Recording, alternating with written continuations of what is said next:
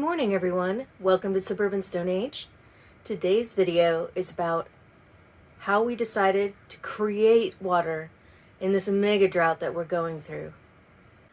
What you're looking at here is a bank of dehumidifiers that use Peltier chips to condense water from the atmosphere.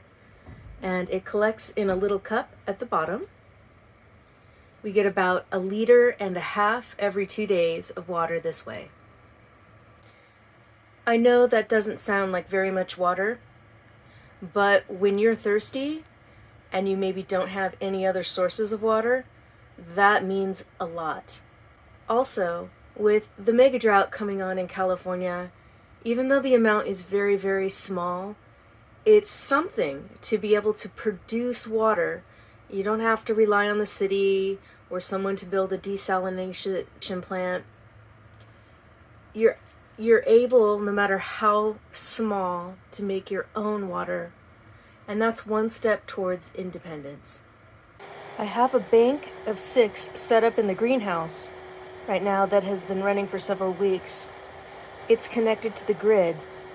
Ultimately, I would like to have it run completely by solar.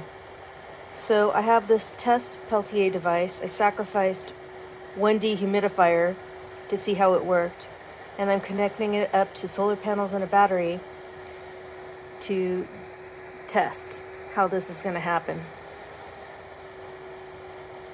I'm not very good with solar panels yet, but practice makes perfect. I have another set of 5 dehumidifiers to set up here in the greenhouse. So hopefully I can up our output to about 2 liters per day. That would be nice. There's also earthquakes to think about here in Southern California.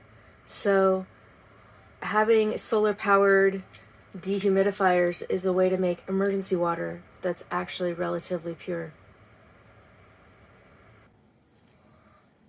The water from the dehumidifiers should be relatively safe to drink. However, just in case there's any airborne bacteria or bugs that get in there, these solar vacuum tubes are able to boil the water using solar energy and kill biology in the water. We can then create a filter for the mechanical and chemical filtration. And what that means is a pad to actually trap any debris that might have gotten in there. And then charcoal you can burn using your own lumber, and that will adsorb any chemicals, colors, smells, things like that. So you've got all 3 areas of filtration covered. Biological can be killed with the heat. Chemical you can take care of with carbon. And mechanical you can use a pad. And all of those can be produced at home. So all in all, it's an expensive way to get water. That's the truth. And it's not terribly, quote-unquote, efficient. However, in times when you either don't have water due to an emergency, or the climate's changing out from underneath you and water is becoming more and more scarce, it's at least one small investment into producing water for your own needs. And that means a lot to me. So I will keep you posted and let you know how the project goes. But so far, it makes me feel real good to have this going, and I hope maybe in the future we'll be able to produce our own water in a way that makes sense. Thanks for watching, everybody. If you're interested in this project and others just like it, subscribe to our channel. We'd love to have you.